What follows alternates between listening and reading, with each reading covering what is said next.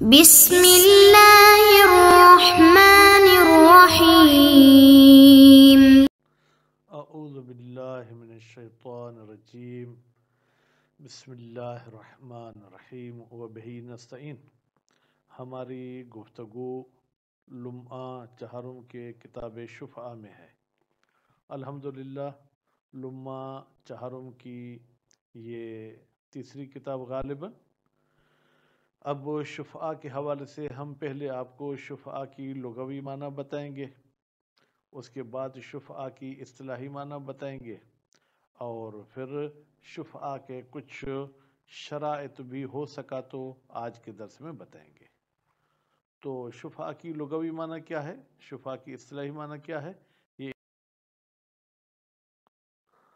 الشفعہ تو لفظ شفعہ پہلے ہم صرفی لحاظ سے کہیں گے کہ یہ کس وزن پر ہے؟ وہی فعلتن، شفعہ بروزن فعلہ ہے۔ من قولک، بھائی اس کا فعل ماضی کیا ہوگا؟ تمہارا قول۔ شفعتو کذا بکذا، میں نے فلاں چیز کو فلاں چیز کا جوڑی دار بنایا۔ یہ کب جوڑی دار کا لفظ کہتے ہیں؟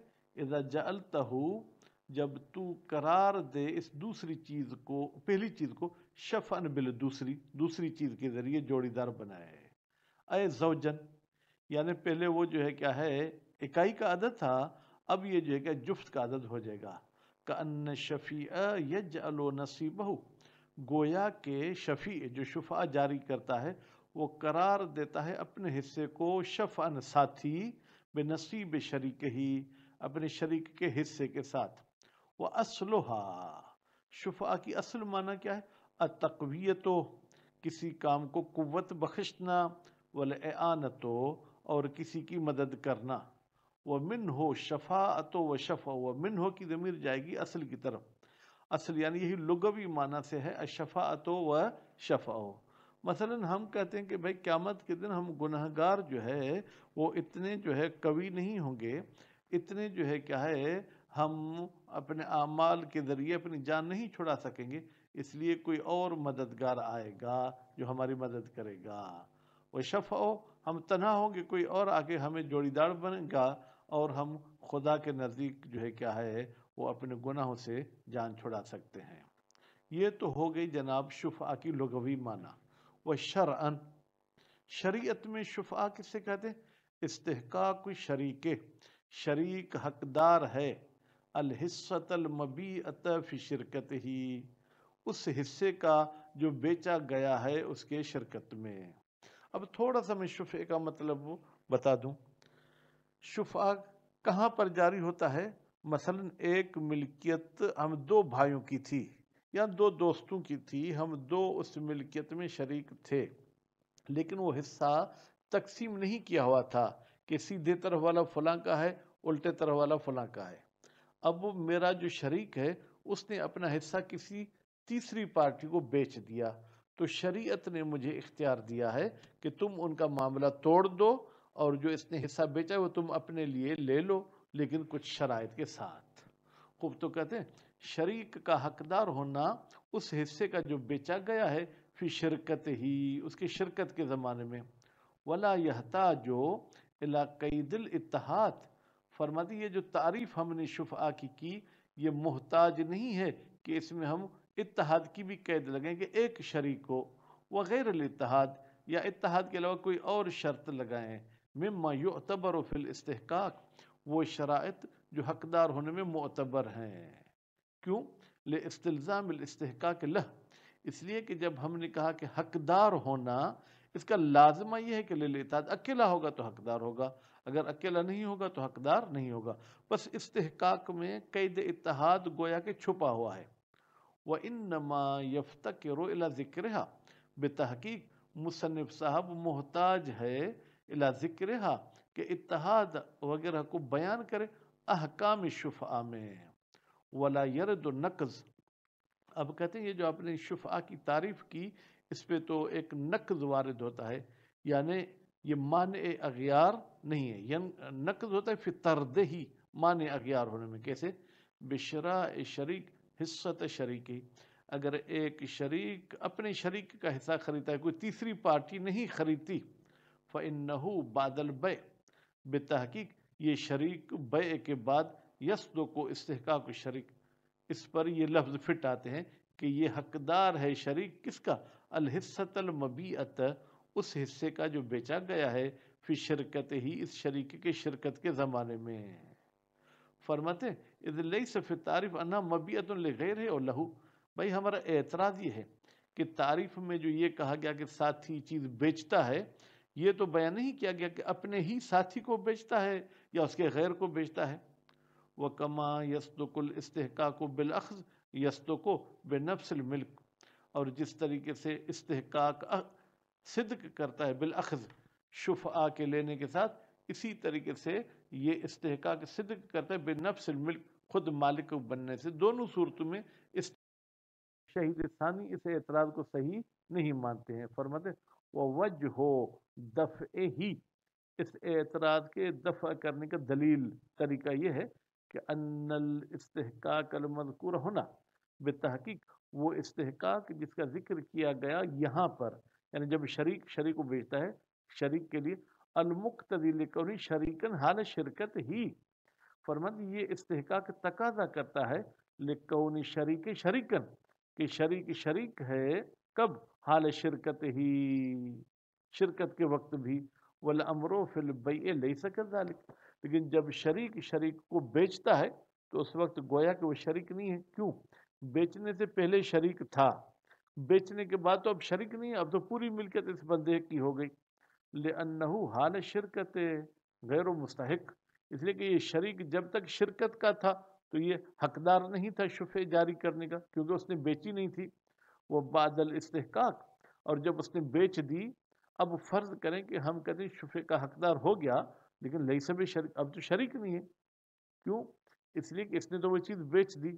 اذ المراد بشریک ہونا، اس لیے کہ شریک سے مراد باب شفعہ میں کیا ہے؟ الشریک بالفعل، جو اس وقت شریک ہو، لأنہ المعتبر شرعا، اس لیے کہ شریک بالفعل ہونا یہ معتبر شرعی طور پر، لا ما کان فیہ شریکا، وہ شریک معتبر نہیں ہے جس میں ماضی میں شریک تھا، ما ارتفاع شرکت، جبکہ اب شرکت بھی کیا ہے؟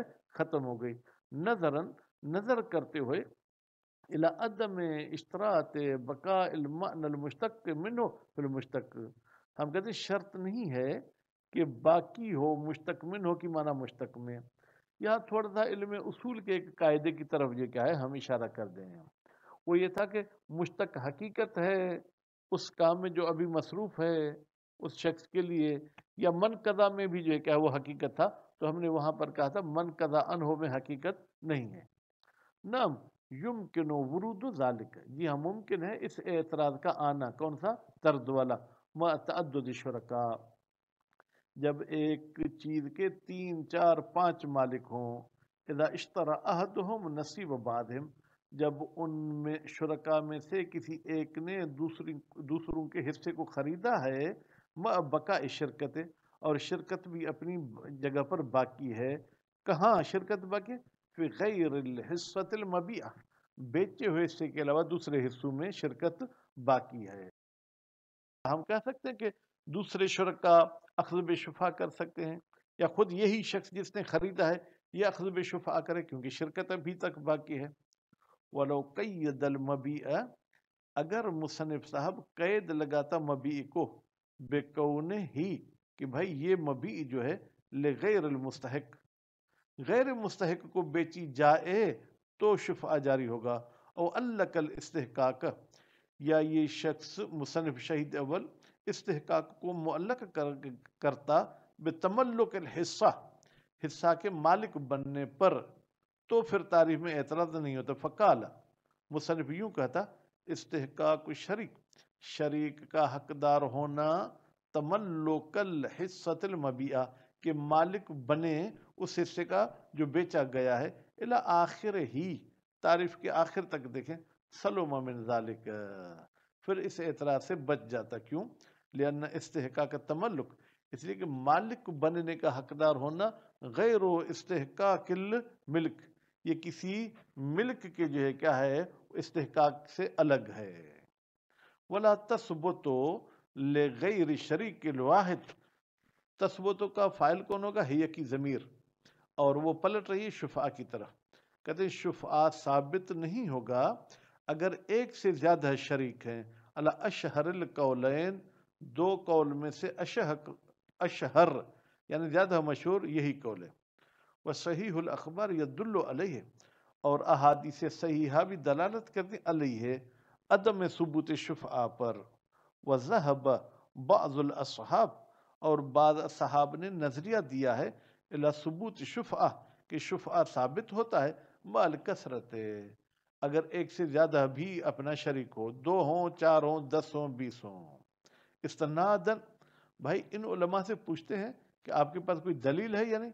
इस्तनादन, इन्होंने भी अपनी फतवा को जो है क्या निस्बत दी है इला रिवायात, एक रिवायत नहीं बहुत सारी रिवायात की तरफ, लेकिन मुआरज़तिन बेअक़वा मिनहा, इन रिवायत का टक्कर हो गया है ऐसी रिवायत से जो इनसे भी कवीतर हैं। तो ये ज़ईफ़ है, वो कवी हैं। जब ज़ईफ़ और कवी में टक्कर हो जाए तो हम कवी को लेंगे, ज़ईफ़ को छोड़ देंगे। नतीजे में अगर शुरका की तादाद 2 से ज़्यादा है तो शुफा साबित नहीं होगा। वो मौजू ओहा, भाई शुफा कहाँ पर जारी होता है?